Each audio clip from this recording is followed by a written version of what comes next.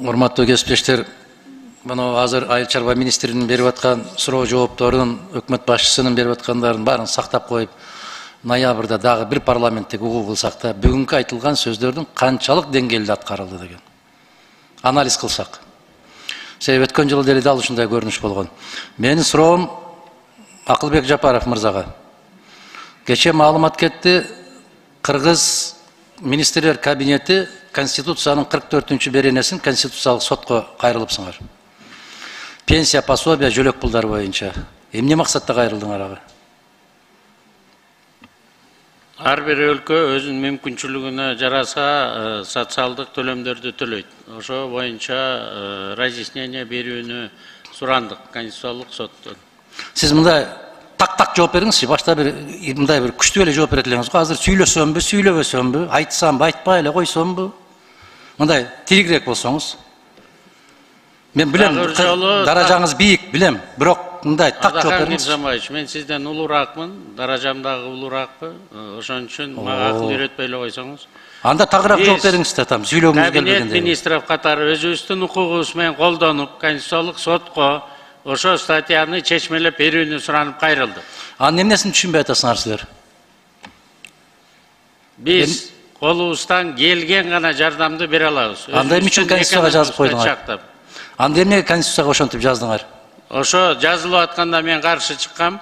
Бирок ошо эркинде формулировка болуп калды. Анда иштебеш керек да. Каршы чыккан позицияга иштебеш керек да. Мен пенсия төлөй албайм, мен пособия төлөй албайм, жөлөк пул төлөй албайм деп айтыш керек да. Адахан Кемсалмаевич, мен төлөй албайм. Кабинет министров төлөйт. Өзүнүн алына жараша, өзүнүн экономикасына жараша. Бүт дүйнө жүзү ошондой. Прожиточный минимум жыл сайын өзгөрүп турат. Туура. Корзина өзгөрүп турат жыл сайын. Туура. Аны кубалап жеткен Америка дагы жок, Япония дагы жок бүгүнкү күнү. Ошондуктан, эгерде ошондо кызыгандылык кылып, биз анда да 6-чы чагылыштын депутаттары ушул жерде алып атканбыз, ошо формулировкасын чыгарып атканда. Кыскача айтканда, референдумдан алгандан кийин так маалымат болуш үчүн биз өзүбүздүн укугубуз менен колдонуп, Конституциялык сотко кайрылдык. Конституциялык сотко кайрылуунун кажети жок. Ал жерде төлө деп турат, бүттү. Анын түшүнүштүн кажети жок. Төлөбөсөк өлөйлүбү эми? Төлөбөсөк өлүп калайлыбы эми? Төлөй албасаңар иштей албайбыз дегиле да. Биз Конституцияны аткарбайбыз дегиле да. Биз иштеп атабыз. Ошо Конституциянын статьясын так чечмелеп бере турган орган бар. Аны сиз дагы мен да чечмелей албайм. Сиз аны так билесиз. Конституциялык сот гана бере алат. Разъясненияны, толкованияны дагы. 44-чү беренесинде анын түшүндүрмөсүнүн кажети жок, так жазылып турат. Кыргызстанда пенсиялар, жөлөк пулдар, пособиялар эң төмөнкү керектелүүчү куржундан кем болбойт деп турат. Бүт анын эмнесин түшүнүксүз. Ошо керектелүүчү корзинаны өзүнүн экономикасына жараша өкмөт тактайт. Биз ошого жараша Конституциялык сотко кайрылып атабыз. Жыл сайын керектелүүчү корзина чоңоюп турат. Биз ошого жараша өзүбүздүн төлөмдөрүбүздүн баарын оңдодук. Бирок бүгүнкү күнү экономика ушуну так аткарганга пока күчүбүз жетпей атат. Ошону толук бизге мүмкүнчүлүк бериңиздер, формулировкасын кандай деп түшүнсө болот. Кем эмес болуш керек деп турат. Анда биздин Конституция күмөн экен да, туурабы?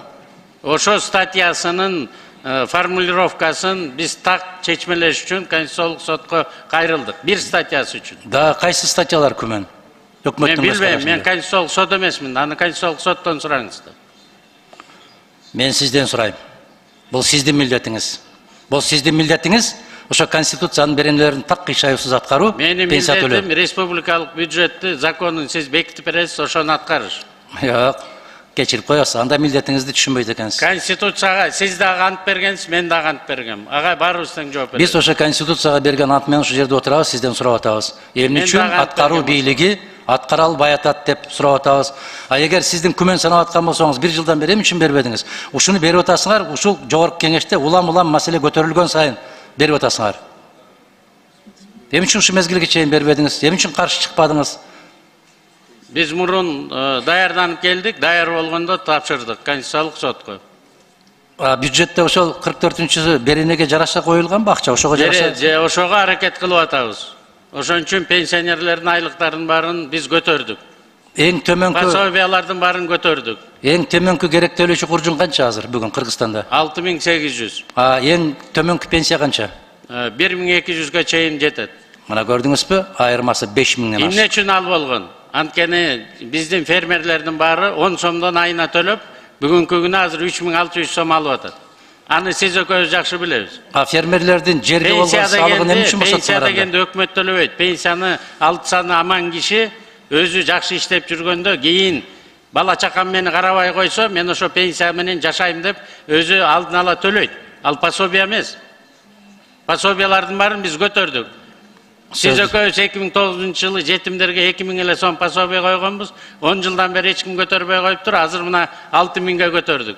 Быйыл экономикабыз жакшы болсо 10.000ге чейин көтөрөйлү деп атабыз. 2009-жылы бир кабын канча эле? Мен азыр эсимде так жок.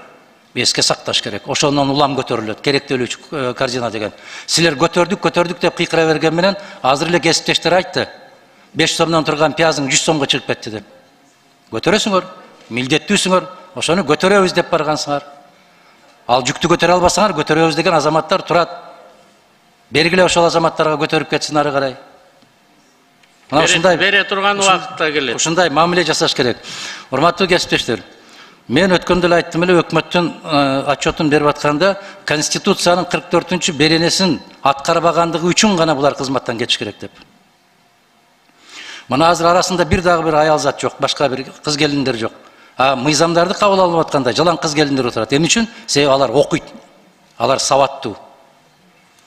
Мына ошол эсебини билип, мыйзамды аткарабыз деген азаматтарды жыйнап келсеңиз бүгүн жакшы болмок экен. Рахмат, башка суроом жок менин. Рахмат. Кийинки сөз Кыдыкбаев Жаныбек Султановичке берилет. Рахмат, Нурлан Асанбекович. Саламатсыздарбы, чакырылгандар. Менде мындай суроодо Акылбек Үсөнбекович.